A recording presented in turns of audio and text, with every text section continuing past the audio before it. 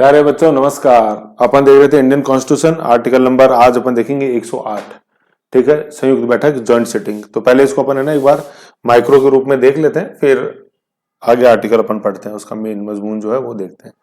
तो article number 108 अपन देख रहे हैं। ठीक है, इसका संबंध किससे है वो मैंने लिखा नहीं, इसका जो मेन है वो क्या है, ये संयुक्त बैठक है, संयुक्त बैठक। ठीक है ना, संयुक्त बैठक, और इंग्लिश में इसको बोलेंगे अपने ज्वाइंट सिटिंग। अब सीधी सी बात है, ये संयुक्त है, ज्वाइंट है, ज्वाइंट। तो ज्वाइंट का मतलब है दोनों सदन इसमें मिलेंगे, बैठेंगे, बात करेंगे। बात क्या करेंगे, जो काम है उस पर अपन चर्चा करेंगे, क्या करेंगे इसमें। लेकिन यहाँ बात है संयुक्त बैठक, तो संयुक्त में संयुक्त कौन, लोकसभा और राज्यसभा। पहली चीज तो ये हो गई। अब देखो इसमें एक चीज समझने वाली है, ये आर्टिकल 108 है, ये संयुक्त बैठक है। पहले तो याद कैसे रहेगा, देख लो ये 8 अपन ने यूं लिखा है, 8 यूं लिखते हैं ना अपन, यूं यूं। तो दोनों पास पास बैठे हैं और बात करेंगे, मनमुटाव है कोई बात नहीं, बैठेंगे बात करेंगे। ठीक है, कोई रास्ता निकालेंगे। तो ये लोकसभा है, ये राज्यसभा है, तो ये 8 तो ऐसे याद रह जाएगा। पहली बात तो ये हो गई। अब क्या है मेरे प्यारे बच्चों, इसमें आपको संदर्भ में जो सबसे ज्यादा आपको कंफ्यूज करता है वो एक आर्टिकल नंबर 87 है। आर्टिकल नंबर 87 के अंदर जो बात है ना, वो है संवेद सदन की, जो अपने आरएस प्री में आया था 2018 में, 45 नंबर का क्वेश्चन। संवेद सदन, संवेद सदन। देखो ये संवेद सदन लिखा हुआ है, संवेद सदन का क्या होता है, हाउस असेंबल्ड टुगेदर, है ना, हाउसेज असेंबल्ड टुगेदर, संवेद सदन है ना। संवेद सदन की बात है, houses assembled together, houses of parliament assembled together, जिसमें अपन स्पेशल एड्रेस ऑफ प्रेसिडेंट की बात करते हैं, स्पेशल एड्रेस ऑफ प्रेसिडेंट। ठीक है ना, तो स्पेशल एड्रेस ऑफ प्रेसिडेंट जो है वो संवेद सदन है।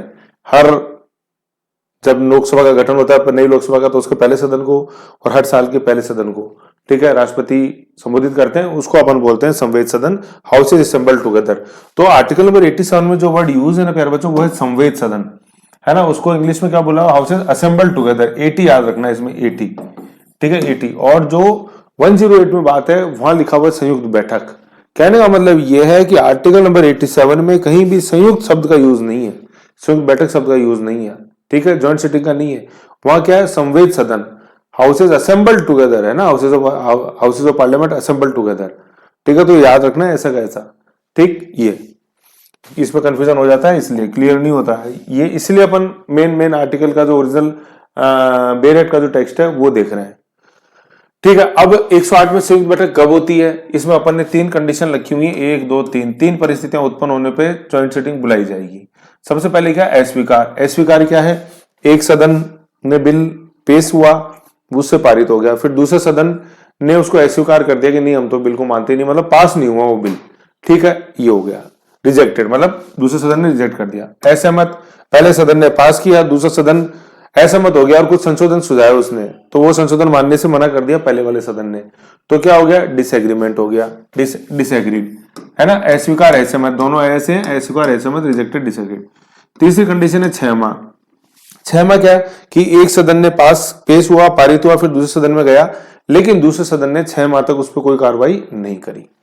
ठीक है, तो है ना। अब इसमें क्या है, ये 3 कंडीशन है जिसमें जॉइंट सिटिंग हो गया, अस्वीकार, असहमत और 6 माह। ठीक है, अब 6 माह वाले में एक छोटा सा पेच हो रहा है, क्या कि इस 6 माह की अवधि की गणना कैसे की जाएगी। तो पहली तो ये चीज है, नॉट इक्वल टू, मतलब इस 6 माह के अंदर क्या शामिल नहीं करेंगे, सत्र अवसान, जिस अवधि तक के लिए सत्र का अवसान है ना, प्रोरोग हो रखा है सत्र, तब तक की वो अवधि नहीं गिनेंगे। तो ये सत्र प्रोरोग क्या होता है ये, ठीक है ना, प्रोरोग क्या होता है, जैसे मैं आपको बताऊं, बजट सेशन के आखिरी दिन, बजट सेशन के आखिरी दिन कोई बिल लोकसभा से निकल के राज्यसभा के अंदर गया पारित होने के लिए। ठीक है, तो बजट सत्र का आखिरी दिन था। ठीक है, अब फिर अगला सत्र बुलाएंगे, अगला सत्र आएगा अपने मानसून सत्र। ठीक है, तो बजट सत्र और मानसून सत्र के बीच में करीबन 2-3 महीने का गैप होता है। तो बजट सत्र का तो सत्रावसान हो गया ना, सत्र का अवसान सत्रावसान होता है, प्रोरोग। ठीक है, तो ये 2 सत्रों के बीच की जो अवधि है, ये इस 6 माह की अवधि में नहीं गिनी जाएगी। नहीं तो आप कॉमन सेंस लगाओ, बजट सत्र के आखिरी दिन वो बिल आया राज्यसभा के अंदर, 2 महीने सत्र नहीं चला, सत्र, है ना, बजट सत्र खत्म हो गया, अगला सत्र मानसून सत्र आया, वो 2 महीने का गैप है दोनों के अंदर, बजट और मानसून सत्र में। तो अब 2 महीने 1 दिन तो ऑलरेडी हो गए, जब मानसून सत्र चालू होगा तो 2 महीने तो ऑलरेडी उस बिल को आए हुए हो जाएंगे राज्यसभा के अंदर, अगर वो सत्रावसान की अवधि गिनी जाए तो ये कॉमन सेंस लगाओ। 6 महीने की अवधि में कौन सा पीरियड काउंट नहीं होगा, एक तो सत्रावसान की अवधि, है ना, duration during which houses of parliament were produced, है ना, सेशन अस्तित्व में नहीं था, ठीक है, सेशन नहीं हो रहा, सेशन खत्म हो गया था, तो सत्र खत्म होना होता है सत्रावसान, इंग्लिश में बोलेंगे प्रोरोग। एक तो ये इंक्लूड नहीं होगा। दूसरा क्या 4 दिन, है ना, 4 दिन कौन से, निरंतर 4 दिन, आज 2 3 4, आज कल परसों और फिर उससे अगला दिन निरंतर 4 दिन बहुत इंपॉर्टेंट है, ठीक है ना, निरंतर 4 दिन तक हाउस एडजॉर्न रहना, ठीक है ना।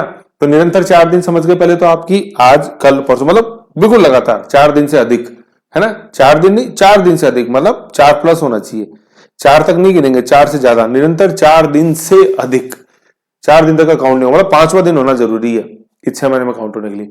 तो पहले तो निरंतर 4 दिन समझे। अब ये स्थगन क्या है, एडजॉर्न जो लिखा हुआ है ना, निरंतर 4 दिन से अधिक स्थगित एडजॉर्न, ये स्थगन क्या होता है, जैसे आज देखो, आज अपनी क्लास चल रही है, ठीक है, अब कुछ देर बाद ये क्लास खत्म हो जाएगी, मतलब आज का दिन खत्म हो जाएगा एक तरह से, आज के दिन की जो क्लास है वो खत्म हो जाएगी, तो इसको अपन बोलेंगे स्थगन की, क्लास स्थगित की जाती है, क्लास इज एडजॉर्न्ड, ठीक है ना। ऐसे ही सत्र के अंदर होता है, जैसे बजट सत्र चल रहा है तो बजट सत्र के अंदर सिटिंग, मतलब रोज मिलते हैं, आते हैं, सांसद आते हैं संसद में और काम होता है, तो बजट सत्र का एक दिन जो होता है फिर वो खत्म होता है, उसको अपन क्या बोलते हैं, जो पीठासीन अधिकारी वो क्या बोलते हैं कि हाँ भाई, कि आज का जो है, आज सदन क्या जाता है, क्या किया जाता है, स्थगित किया जाता है, ठीक है, स्थगित हो गया, तो स्थगित का मतलब आज का दिन खत्म हो गई, आज की बैठक खत्म हो गई, तो वो होता है स्थगन एडजॉर्न। और मतलब सत्र खत्म हो जाए तो सत्रावसान प्रोरोग, सत्र का एक दिन खत्म हो जाए तो उसको क्या बोलेंगे अपन, स्थगन एडजॉर्न, जैसे class is adjourn for today, ऐसे।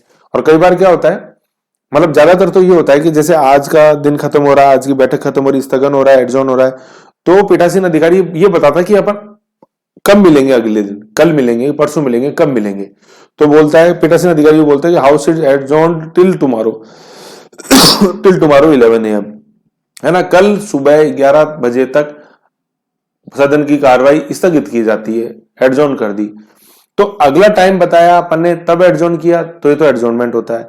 कई बार क्या होता है, अगला टाइम नहीं बताया जाता है, उसको बोलते हैं साइने डाई, SINE साइने डाई एडजॉर्नमेंट, ठीक है ना, SINE साइने डाई एडजॉर्नमेंट, है ना, साइने डाई एडजॉर्नमेंट कहने का मतलब कि जिसमें वापस कब मिलेंगे, ऐसे ना, अच्छा तो हम चलते हैं, फिर कब मिलोगे, हैं, तो ये नहीं बताया फिर कब मिलेंगे, तो ये जब नहीं बताए तो वो क्या हो जाएगा, वो साइनेडाई हो जाएगा। और उसने बता दिया कि हाँ अच्छा तो फिर कब मिलो, जब तुम कहोगे, जब तुम कहोगे नहीं 11 बजे कल मिलेंगे, तो वो नॉर्मल एडजॉर्नमेंट है, ऐसे ध्यान रखना आप लोग। तो adjournment and sine die adjournment, sine die adjournment को साइनेडाई एडजॉर्नमेंट बोलते हैं हिंदी के अंदर, ऐसे ठीक है। तो इस 6 माह की अवधि के अंदर वो निरंतर 4 दिन से अधिक के लिए जो स्थगन रहा सदन, वो 4 दिन नहीं, उस वो जितनी भी अवधि के लिए 4 दिन से अधिक जितने भी दिन है, कम से कम तो 5 दिन होंगे, अगर होंगे तो वो अवधि 6 महीने के अंदर नहीं है। तो 2 तरह की अवधि नहीं गिनी जाएंगी 6 महीने के अंदर, एक तो क्या, जिस समय तक सत्र अवसान है, सत्रावसान प्रोरोग है हाउस, और दूसरा जब तक कि वो सदन क्या है 4 दिन से ज्यादा एडजॉर्न रहा हो। और कौन सा सदन, जिस सदन के अंदर वो बिल पड़ा हुआ है वो सदन, सीधी सी बात है, 6 महीने उस सदन काउंट करने, दूसरा सदन मतलब ऐसे। तो सदन कोई भी हो सकता है, लोकसभा राज्यसभा कोई भी, राज्यसभा से गया लोकसभा के अंदर तो लोकसभा का देते सदन, लोकसभा से राज्यसभा में गया तो राज्यसभा का देते सदन, ऐसे। तो उसके 6 माह। तो जॉइंट सिटिंग वापस आ रहे हैं अपन उस मेन बिंदु पे, जॉइंट सिटिंग कब बुलाई जा सकती है, 3 कंडीशन होने पे, पहला अस्वीकार हो जाए बिल दूसरे सदन द्वारा, दूसरा असहमति हो जाए प्रथम और सेकंड हाउस के अंदर उस बिल को लेकर, और तीसरा दूसरा हाउस 6 महीने तक उसको बिल को पास नहीं करे, बशर्ते उस 6 महीने की अवधि के अंदर सत्रावसान की अवधि और 4 दिन, निरंतर 4 दिन से अधिक के स्थगन एडजॉर्नमेंट की अवधि 6 माह की अवधि में शामिल नहीं होगी। समझ गए, याद रखना है ये, ठीक है ना, ये भूल जाता है स्टूडेंट 6 माह वाला, बहुत इंपॉर्टेंट है। अस्वीकार असहमत 6 मंथ्स, ठीक है, अस्वीकार रिजेक्टेड, ठीक है ना, असहमत डिसएग्रीमेंट एंड 6 मंथ। ये हुई एक बेसिक चीज। फिर अपन आगे देखते हैं इसको आहूत कौन करता है, बुलाता कौन है, सूचना कौन जारी करता है। आहूत के साथ एक वर्ड आप सूचना और लिख लेना, सूचना। सूचना कौन जारी करता है संयुक्त बैठक की, राष्ट्रपति जारी करते हैं, प्रेसिडेंट जारी करते हैं। ऐसा कैसा क्वेश्चन आता है, संयुक्त बैठक जॉइंट सिटिंग की सूचना कौन जारी करता है, कौन आहूत करता है। आहूत करने को अपन बोलेंगे संबंध कौन करता है, ठीक है। इंग्लिश वाले वर्ड याद रहो, कई बार हिंदी में बिल्कुल ऐसा कैसा लिखा रहता है कि संयुक्त बैठक को सम्मन कौन करता है, तो हिंदी मीडियम वाले सुनते यार ये सम्मन क्या भला आ गई सलाह है सम्मन क्या है, सम्मन बुलाना, आहूत करना, आहूत का इंग्लिश ट्रांसलेशन सम्मन। ठीक है, फिर पीठासीन अधिकारी प्रिसाइडिंग ऑफिसर कौन होता है, मतलब अध्यक्षता कौन करता है संयुक्त बैठक की, लोकसभा का अध्यक्ष जो होता है जिसको अपन स्पीकर बोलते हैं वो अध्यक्षता करता है अपने संयुक्त बैठक की। तो देखो बुलाता कौन है, राष्ट्रपति, अध्यक्षता कौन करता है, लोकसभा स्पीकर।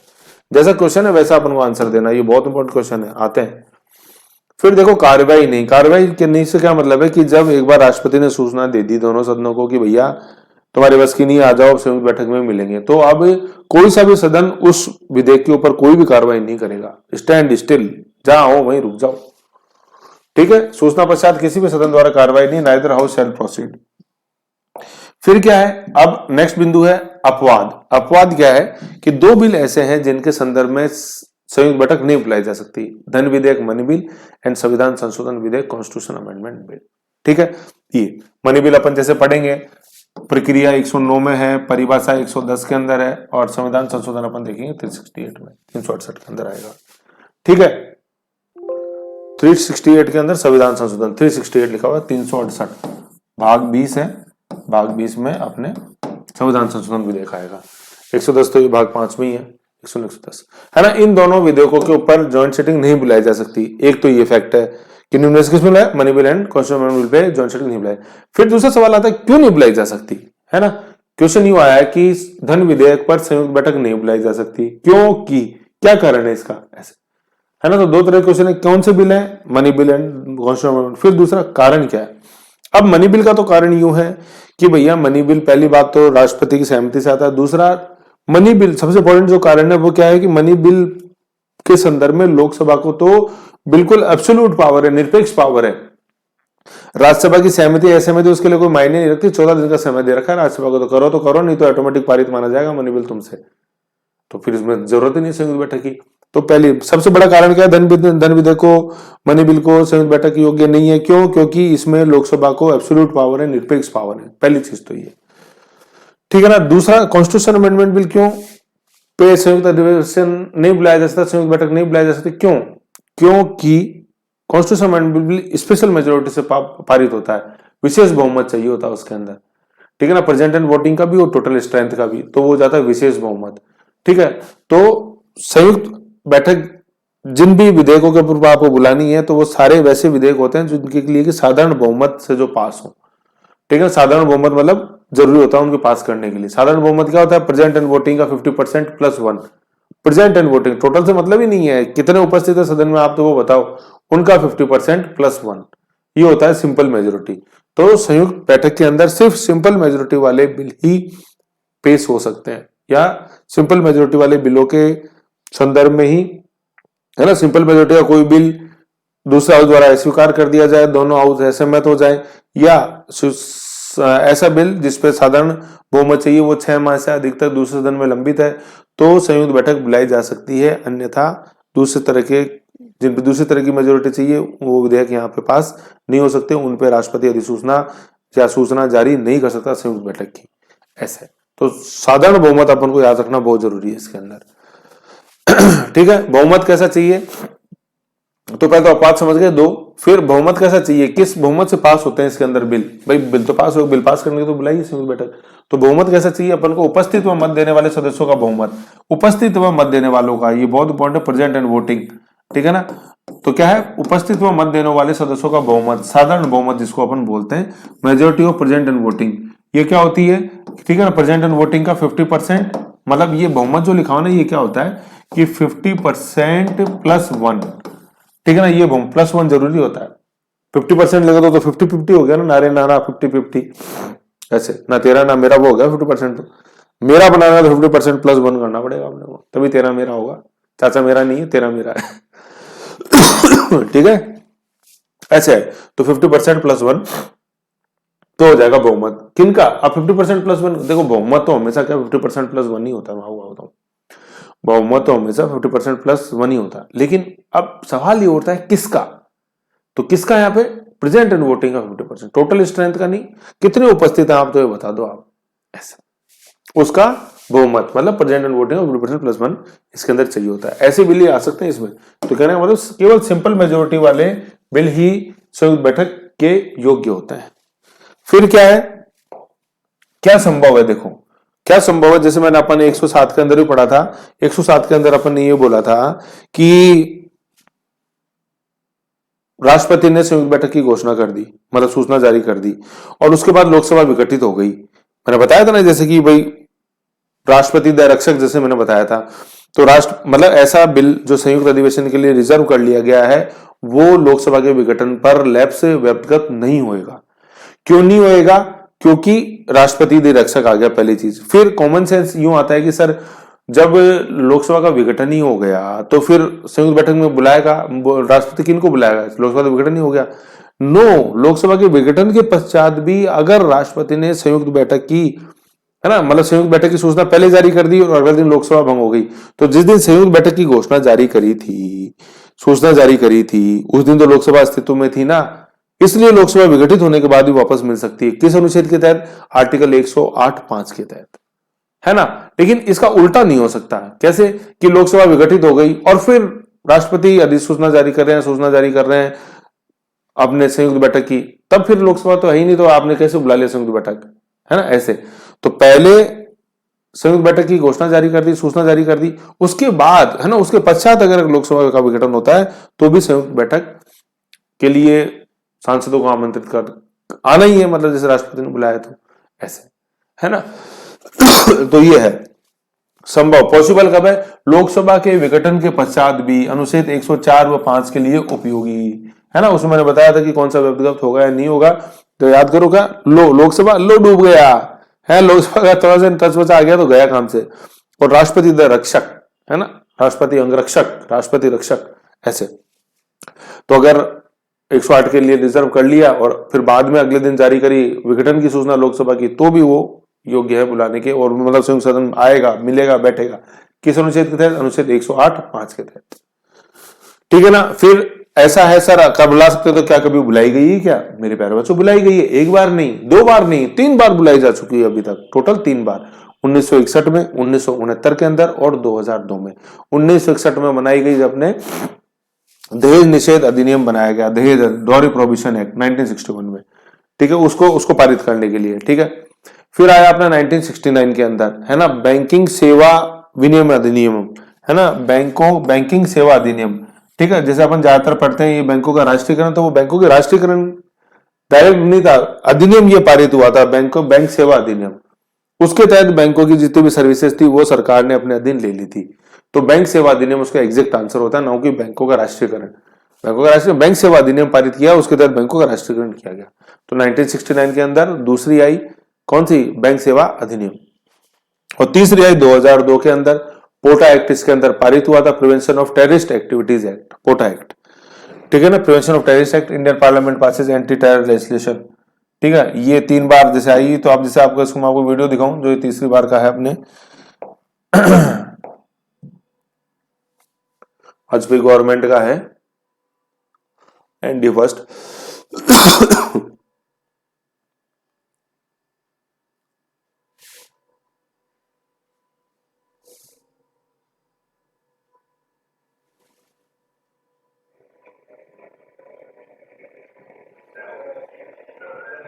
देखो, India parliament passes anti terror legislation,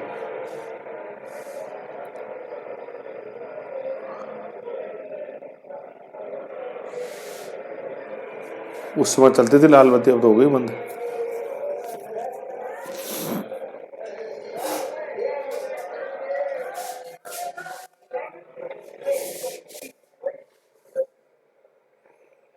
Sushma Swaraj अपने बीच में नहीं है, हम थोड़ा फॉरवर्ड कर देता हूँ। ये देखो, ये जॉइंट सीटिंग है, देखो जो कॉमन हॉल है उसके अंदर, इसमें उल्टे पंखे लगे हुए हैं। वाजपेयी सरकार, उस समय प्रधानमंत्री थे जसवंत सिंह।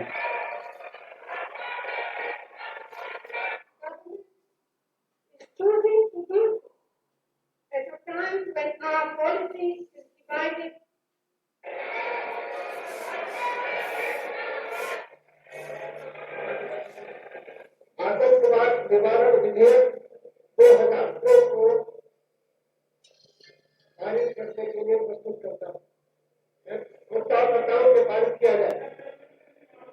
पढ़ेंगे प्रस्ताव मोशन क्या होते हैं।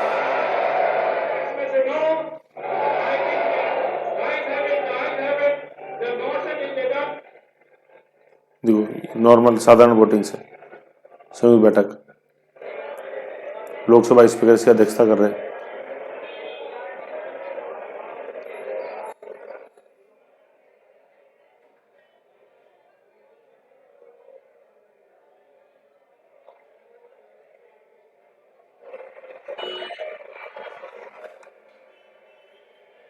ये है ना, ये था अपना इसमें।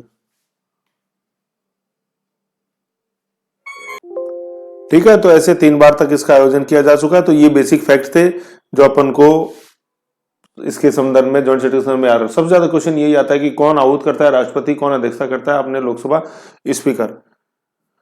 ठीक है, बाकी अब जैसे ये नॉर्मल सारा टेक्स्ट है, जैसे मैं बताता हूं, ये मेन आर्टिकल है सारा जो अपन ने पढ़ा। देखो, कुछ दशाओं में दोनों सदनों की संयुक्त बैठक जॉइंट सिटिंग, यदि किसी विधेयक के संदर्भ में एक सदन द्वारा पारित किए जाने और दूसरे सदन को पारित है ना, मतलब भेजने के पश्चात दूसरे सदन द्वारा विधेयक अस्वीकार कर दिया गया या विधेयक में किए गए संशोधनों के बारे में दोनों सदन अंतिम रूप से असहमत है ना, ये तो क्या है अस्वीकार, क्या रिजेक्टेड, ये असहमत डिसएग्रीड। दूसरे सदन को विधेयक पारित होने की तिथि से उसके द्वारा विधेयक पारित किए बिना 6 माह से अधिक बीत गया हो तो उस दशा के सिवाय जिसमें लोकसभा का विघटन होने के कारण विधेयक व्यक्तिगत हो गया, राष्ट्रपति विधेयक पर विचार विमर्श करने और मत देने के प्रयोजन, देखो मत देने प्रयोजन के लिए संयुक्त बैठक अधिवेशित होने के लिए आहूत करने के लिए आशय की सूचना जारी करेगी। कौन करता है, कौन करेगा जारी, ये राष्ट्रपति। ठीक है ना, संयुक्त बैठक के लिए आहूत करने की सूचना दे। जिन जिन साथियों मैंने गोला लगाया बहुत इंपॉर्टेंट है, वो उनको अपने बैरक में गोला लगाना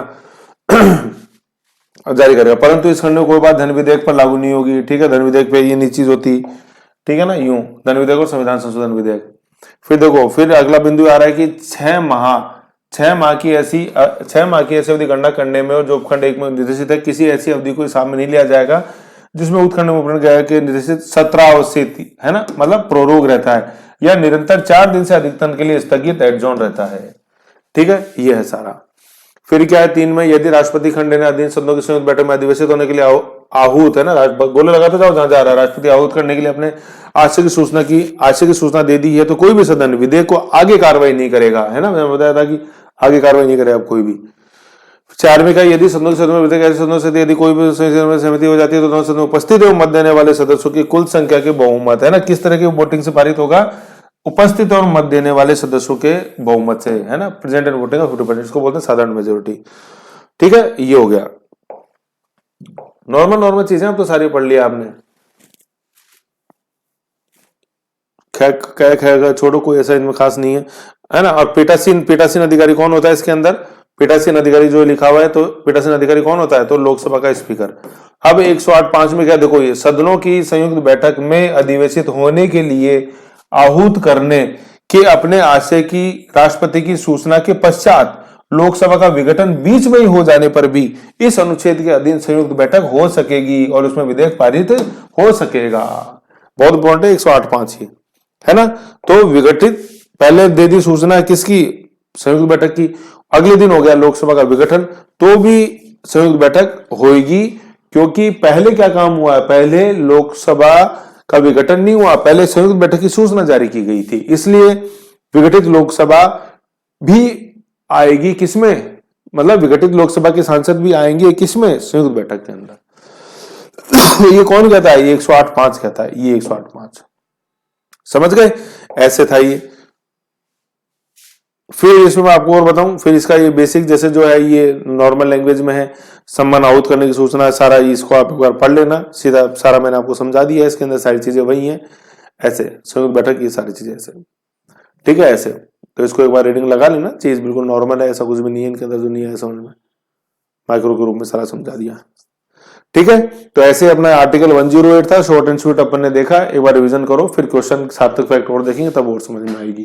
ठीक है, नेक्स्ट अपन देखेंगे आर्टिकल नंबर 109 धन विधेयक का प्रोसीजर। ओके।